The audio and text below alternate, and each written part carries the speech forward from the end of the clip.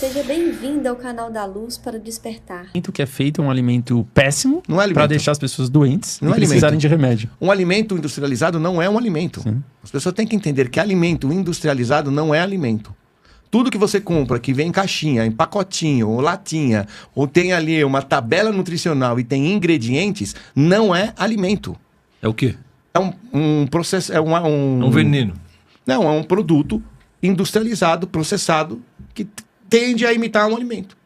Mas que vai conservante, vai corante, vai isso, vai aquilo, vai ressalto de sabor e vai um monte de química lá dentro. Aquilo não é alimento. Alimento é ou você caça, ou você pesca, ou você colhe. É tudo que você planta, colhe, caça e pesca. Isso é alimento. É o que você compra lá que não tem rótulo. O resto é derivado. Isso é alimento. É aquilo que nossos pais comiam. Nossos avós, né? Dependendo da idade, nossos avós se alimentavam de alimento, cozinhava. Ele fazia molho de tomate. Com tomate. Com tomate. Hoje você compra um molho de tomate que não tem tomate. Hoje você come uma barra de chocolate que não é chocolate. Não tem cacau. Ela é sabor chocolate. Exato, vamos entrar até na trend, sabor né? energético. Sabor chocolate, sabor tomate. Mozzarella. Tem queijo que é sabor mozzarella. Você não está comprando queijo mozzarella. Aquilo não é derivado do leite. É sabor. E isso engana todo mundo. Porque as pessoas não têm consciência. Isso é baixa consciência. Então, isso é alimento. Então você tem esse outro braço, que é a indústria alimentícia com a indústria farmacêutica. Caramba. Elas caminham juntas. Não, elas são irmãs. São irmãs. Uma depende da outra. Uma te adoece para jogar você para outra. Por isso chama-se indústria do alimento. Então, a descoberta dessas tecnologias, né, a implementação dessas tecnologias aqui, elas derrubam o sistema. Então você tem um braço, energia. O outro braço, a indústria da saúde. E o outro braço, a religião. São 3 pilares fortíssimos dentro de uma sociedade. Dentro da nossa estrutura de controle, elas são muito fortes. Então você vai ter as 3, assim, mais expostas e atacadas diretamente. Por isso que escondem, manipulam, vai chegar uma hora que não dá mais. Então, mas eles manipulam, escondem via um outro tripé aqui, que é a mídia. A mídia. Como que a mídia ela vai... Será que ela vai conseguir salvar essas outras pernas? Porque assim, a mídia chega um momento que ela não tem como esconder. Por exemplo, os Estados Unidos lançou 160 documentos. Qual canal não vai fazer a cobertura? Qual canal? Vai falar assim, não, esconde isso aí, não fala pra ninguém. Qual? Sendo que vem da Casa Branca. Não, ela vem pra todo mundo. Porque se ela não falar, o concorrente vai falar com o outro, vai falar. Hoje nós temos as redes sociais. Antigamente você tinha 3, 4 canais, meu irmão, que os caras sentavam lá e falavam assim, isso sim, isso não, isso sim, isso não. Entendi. Hoje, você tem ali centenas de repórteres, desde o canal mais importante do mundo até os canais menores. Que foi uma outra coisa que o Donald Trump fez. Ele permitiu que os independentes também participassem. Isso não é falado. Porque antigamente, aquelas reuniões de imprensa na Casa Branca é só Fox, isso, aquilo ali. CNN. Acabou. Agora, tem canais independentes, mesmo de mídia independente, né? Não falo tanto youtuber, mas canais de veiculação que são independentes, que hoje tem acesso a essas press release que eles chamam. Ou seja, pulverizou. Aí não tem como. Um vai esconder, o outro vai esconder, cara. Os caras vão falar, saiu todo mundo, só não saiu na Fox. Cara, o único prejudicado é ela. Então chega um momento que nós estamos que a tecnologia também vai ao nosso favor nessa divulgação que é muito difícil, né? Você vê aqui, a gente tem a nossa mídia aqui, que é daquele lado, né, que esconde tudo, mas, cara, que acaba saindo tudo. Né? Eles não falaram, mas é pior pra eles. Assim, cara, o fulano não falou, mas saiu naquele. Eles vão se queimando. Entendeu? Eu ia falar, ele não fala, o problema é dele. A gente para de assistir ele e vamos assistir aquele que fala. Exato. Então, é muito difícil a mídia hoje segurar. Tentou por muito tempo. Esse é o milagre do livre mercado. Se fosse controlado, não daria pra fazer isso. Se fosse há 20, 30 anos atrás, você não sabia nada. Exato. Porque seria um monopólio de informação. É o que acontecia com a gente. É um monopólio, né? Se nós pegarmos aí as maiores redes mundiais mesmo, é delas que sai tudo. Só que agora tem os independentes. E agora tem coisas oficiais. Cara, como é que você não vai fazer a cobertura de um documento oficial da Casa Branca que é liberado pelo Pentágono? Não tem como. Impossível. É impossível. Então, mas aí uma coisa que ainda me deixa com o pé atrás, e eu queria saber a sua visão, é que, pô, muito legal tudo isso, eu consigo ver o caminho sendo traçado. Mas por que esse disclosure tá vindo de um dos maiores braços de controle, que é o governo. Entende? É como se tivesse vindo de dentro da Matrix. Porque é o único lugar que ele pode vir. E existem influências lá. Então, será que tem alguma coisa por Positivas. trás rolando? Alguma Existe- pressão alienígena? Uma coisa Com do bem. certeza. Com certeza. Pra, do nada, a Casa Branca falar, não, agora nós vamos soltar isso. Eles Com certeza. tiveram Tem. quantos anos pra fazer isso só Com agora? certeza tem. Existe uma pressão externa. De acordo com o Dr. Steven Greer, né, que trabalha há mais de 30 anos nisso, trabalha com a Casa Branca e que tem os congressos, né, que tem o Disclosure também, que fez até aquele congresso, né, Disclosure 2.0, ele fala que eles deram um ultimato até 2027. Um ultimato? Até... Quem deu esse ultimato? Os seres extraterrestres. De boa índole. Sim. Resolve e libera do jeito de vocês até 2027, senão nós vamos fazer do nosso jeito.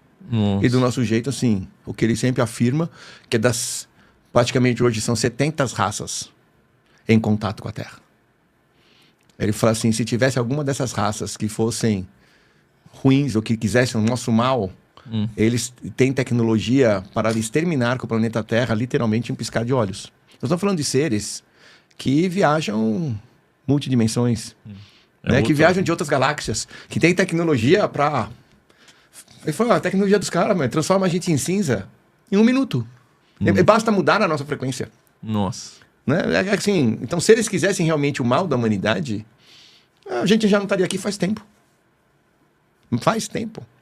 Esses seres que nós temos ainda, reptilianos, draconianos, que têm essa influência, eles são o mínimo do mínimo do mínimo do mínimo. E eles só estão atuando no nosso planeta porque eles têm a permissão Desses seres superiores? Não, De quem? dos humanos. Ah. Porque eles só atuam através dos humanos. Nós damos permissão para eles, nós, seres humanos, damos permissão para eles atuarem. Se nenhum ser humano, se todos os seres humanos fossem bons, vivessem no amor, na compaixão, no perdão, no valor, nós não teríamos. Eles já teriam saído daqui faz muito tempo. Eles morreriam de fome. Não, eles literalmente não conseguiriam dominar o planeta, porque eles não dominam o planeta diretamente. Você não vê um reptiliano andando pela rua, Sim. dominando o planeta. Eles atuam através, porque existe uma lei galáctica, que é através da Federação Galáctica, que é uma civilização não pode intervir em outra civilização diretamente. Sem a permissão ou sem... Não, porque senão é um ataque. Esses seres que estão aí, que, né, regem aí a elite mundial através das 13 famílias, só conseguem atuar aqui e não ter uma intervenção maior porque os humanos que os servem aprovam. Eles precisam de humanos. Assim como a luz precisa de humanos. Esses seres benevolentes, eles não podem vir aqui e falar assim, opa, peraí, pessoal, tira férias, que nós vamos arrumar a casa de vocês, daqui a pouco vocês podem voltar. Eles não podem fazer isso. É uma intervenção. Então você pode ver que eles só podem atuar através das pessoas. São os nossos... E aí quando nós falamos desses seres extraterrestres, todo mundo pensa em olho, tal, outras formas. Cara, são eles, são... Quem eles são? Eles são nossos mentores, eles são nossos anjos da guarda, eles são nossos guias espirituais. Eles são essas consciências maiores que estão aqui para ajudar. São eles que estão presentes nos centros espíritas, nos centros universalistas, nas casas de umbanda, nos terreiros, no budismo, no hinduísmo, nas religiões. Quem são essas entidades? Cara, são extraterrestres, né? Que não são daqui. Exato. Entendeu? E eles atuam, então, mas eles precisam do ser humano para atuar. Eles são o reforço. Eles são ajuda. Assim como tem esse lado positivo, tem o lado negativo. É que o lado positivo é muito maior. É que, infelizmente, o lado negativo, ele atua numa camada que afeta todo mundo, que é a camada da elite. No topo da pirâmide. No topo da pirâmide, que aí, com esse despertar, com esse disclosure que está acontecendo, eles vão perdendo poder, vão perdendo poder, porque as estruturas não se sustentam mais. As estruturas não vão mais se sustentar. E vai haver mudanças. Essas mudanças são mudanças positivas. Apesar de a gente olhar para fora e ver um caos. Mas é que nem a reforma da casa que eu falo sempre para meus alunos. Cara, é a reforma da casa, é a casa velha. Você tem que passar pela reforma. Não dá para você ter uma casa nova sem reforma. A reforma é foda, né? Mas faz parte. Agora, você vai encarar a reforma reclamando? Ou você vai falar assim, faz parte. Vou ter entulho, vou ter pintor, vou ter o cara, né, me pentelhando, vou ter isso, vou ter aquilo. Cara, mas faz parte por quê? Porque eu quero a casa nova e você vai ter uma casa nova. Aquilo é um processo. A reforma é o quê? É um processo. Eu passei de uma reforma no meu apartamento, morando dentro. Nossa. Agora, final do ano. Fiquei 3 meses. Meu irmão, caos. Só que olhar para aquilo e falar, cara, vai ficar demais. Vai ficar demais. Ah, No futuro fica bom, né? Ficou em 3 meses. Agora eu tenho uma casa nova. Eu reformei minha sala inteira, tal, do jeito que eu queria. Mas eu passei por um caos. Caos. O Raj, que é meu gato, que nem a maioria das pessoas conhece, que ele vive na live. Cara, ele ficou branco. Tinha dia que eu olhava e falava, meu Deus. Ele tava branco, ele queria ficar no meio dos pedreiros. Quebrou tudo, tirei piso, tirei tudo. Então assim, mas é um mal necessário. Que não é um mal. A reforma é um mal? Não. Sim. Graças a Deus que eu tenho uma reforma. É uma dificuldade necessária. É um obstáculo que devemos superar. algo que vai te perturbar um pouco a cabeça, mas se você olhar para o resultado, tá tudo bem. Se você ficar reclamando, não vai adiantar nada. Mas por que Né? esses seres benevolentes do bem, eles resolveram agir agora? Eles não estão agindo agora, eles estão agindo há muito tempo. Mas O problema é que nós não tínhamos a consciência do que nós estávamos fazendo. Como eu falei, eles não podem atuar direto. O cara não podia descer aqui e falar, eu vou resolver. Somos nós. Então esse processo do despertar e da expansão da consciência tem uma ajuda deles, mas depende de quem? De nós. Os caras não podem fazer nada. Eles já estão aí, ó, vai galera, vai. Mas depende da gente. Eu vejo assim, é técnico de futebol. Eles são técnicos de futebol. Quem são os jogadores? Nós. Nossa. Você pode ter o melhor técnico, irmão. Ele pode falar, faz isso, faz aquilo. Mas se o jogador entra e não faz nada... E se a torcida também E só ele, não, vai? e ele não pode entrar em campo. Você já viu o técnico entrando no campo? Não pode entrar no campo. não pode. Então, então nós temos os técnicos, nós temos aí toda a equipe, tem massagista, tem isso, tem aquilo, mas os caras não podem entrar em campo. Quem tem que jogar? Os jogadores. Nós somos os jogadores. Aí você tem os jogadores que jogam honestamente, que treinam, tá? E você tem os jogadores que quer roubar, que quer dar pontapé, que quer fazer tudo da forma errada. Esses são os dois times. Então o time de lá sempre tinha vantagem, porque o juiz também era do lado de lá. E tem um tema bem legal que você traz também em relação... Você falou que já tem gente aí ajudando há muito tempo, certo? Qual que é a importância dos sumérios e dos aprendizados desse povo, dessas civilizações antigas que a gente perdeu esse aprendizado? Qual que é especificamente os sumérios? Os sumérios, eles tinham contato direto com os deuses que nós chamamos. Os deuses, inclusive o Deus da Bíblia, né? Que não é mais de um, que o próprio Gênesis, né, no capítulo 1 fala, façamos o homem a nossa imagem e semelhança. Esses deuses, os sumérios foram a primeira civilização, né, praticamente pós-diluviana, que tinham contato direto com eles. Foi ali que foi aprendido a escrita, a matemática, a agricultura, a medicina das ervas. Foi ali. E eles passaram a nos deixar os registros. Por isso que as tabuletas são tão importantes. Elas são o quê? Registros. O que nós temos são centenas de milhares de tabuletas. Centenas de milhares. Então, as civilizações antigas sempre perpetuaram a história porque era comum. Eles contavam a história. E a história que eles viam, não a história que eles viajavam. Porque eles davam muitos detalhes. E quando você vê tábuas sumérias, eles falando de astrologia, astronomia, matemática, numa profundidade que era impossível, de acordo com a ciência tradicional, ter sido realizada por caçadores-coletores na Idade do Bronze. Não tinha nada. Fazia artefato de bronze. De bronze. Como é que eles tinham... Mas assim, são conhecimentos vastos. Então a explicação é que eles tinham esse contato com os deuses. Não é explicação, é o que eles escrevem. Sim. E foi o que ensinou para eles. E por isso que eles tinham tudo isso daí. E foi sendo transmitido. Nós temos o Código de Hammurabi, por exemplo, que foram os primeiros códigos que nós tivemos de direitos e deveres civis. Que é um tubo. De onde tiraram isso? Se eram caçadores e coletores. Entende? Então, os sumérios foram extremamente importantes, porque aí foi a partir deles que nós tivemos o conhecimento da escrita, da matemática, da irrigação, principalmente, astrologia, astronomia, medicina. Então, eles foram muito importantes e eles perpetuaram através das tabuletas. E em que momento que a gente perdeu isso? Perdeu-se bastante com o tempo, porque foram, né,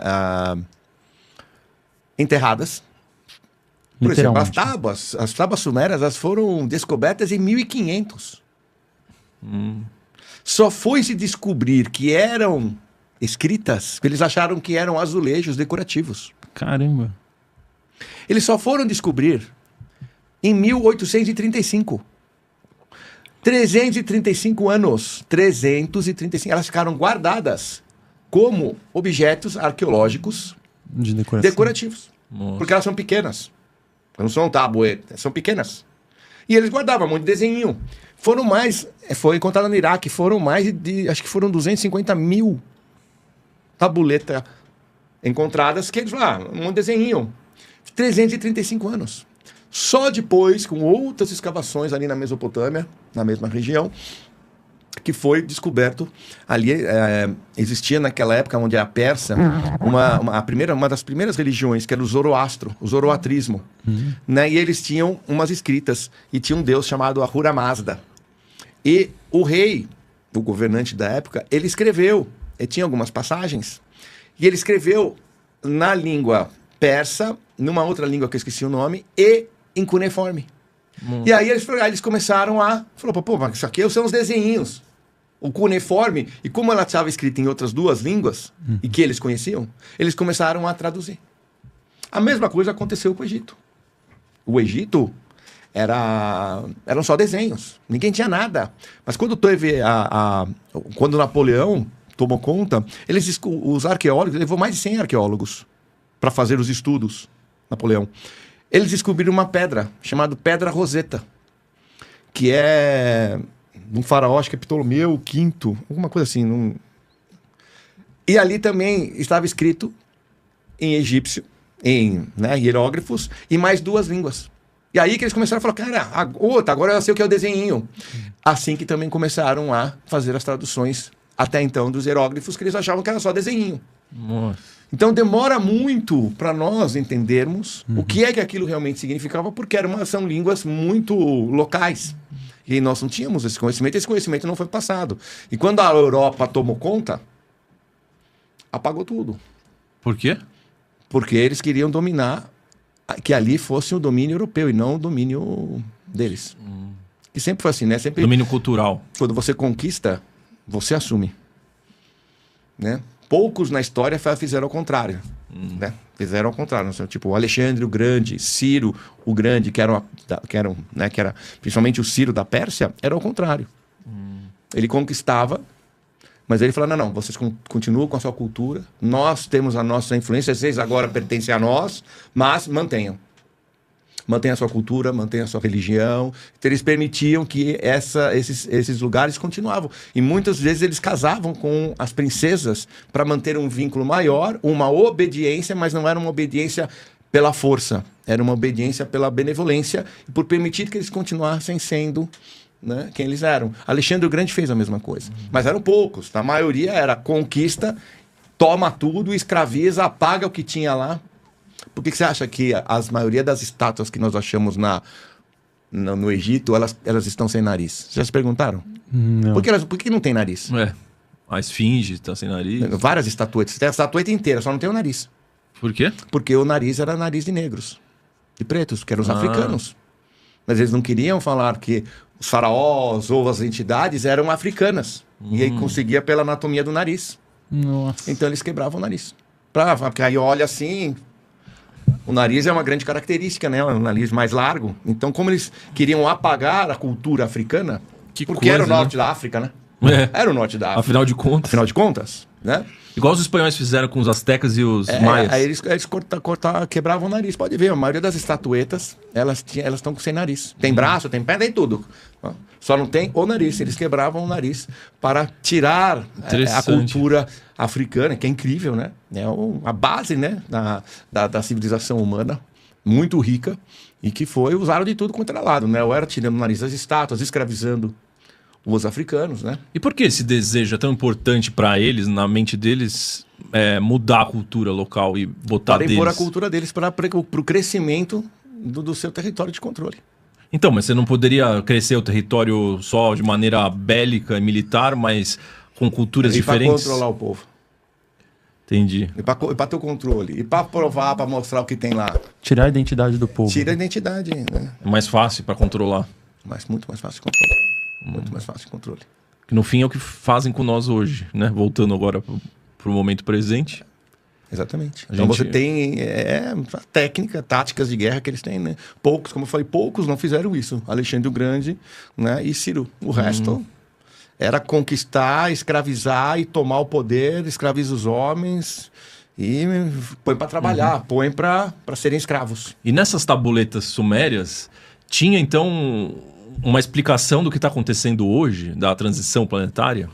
Ela se, Não se só nas conecta. tabuletas, mas as grandes mitologias, elas falam desse ciclo na Terra, desse ciclo no nosso planeta que nós passamos a cada 11.800 anos a 12.000 anos, mais ou menos. Nós passamos por um ciclo que é um reset. O último foi o dilúvio, nós já tivemos eras glaciais. Então o planeta, todas as civilizações passam por esse ciclo, não só os sumérios, mas os maias falavam isso, os gregos falavam isso. Os hindus falam isso, os egípcios falavam isso, né? Então os incas falavam isso, tanto que os maias, como é que os maias conseguiam mapear, né, um tempo, né, que é de 25.920 anos, que é exatamente quando o planeta, o sistema solar dá uma volta no Sol estrelado de Alcione, que é o precedente dos equinócios, né? Como é que eles conseguiam medir 25.920 anos? Não dava para ser só na observação, né? É. Tudo isso é impossível. Mas eles tinham esse conhecimento. E o calendário maia... Como os Dogons na África falam de Sirius B há centenas de anos, se nós só descobrimos Sirius B há 30, 40 anos atrás com os telescópios que nós temos. Nós achávamos que só existia Sirius A, que não existia Sirius B. E eles falam disso há centenas de anos. Uma tribo africana, primitiva ainda. Não estamos falando de uma civilização moderna. Uma tribo que chamam os Dogons. Então, nós temos o Göbekli Tepe, por exemplo, na Turquia, que já tem as pilares, principalmente o pilar 43, que tem o desenho das constelações, que estavam alinhados com as estrelas, e principalmente com Sirius. Sirius é uma estrela muito, muito importante, né? Considera-se como a estrela irmã do nosso Sol, que o nosso Sol é uma estrela. E a estrela irmã é Sirius. Então, todas as civilizações tinham tudo muito voltado para Sirius. E aí se perdeu esse conhecimento.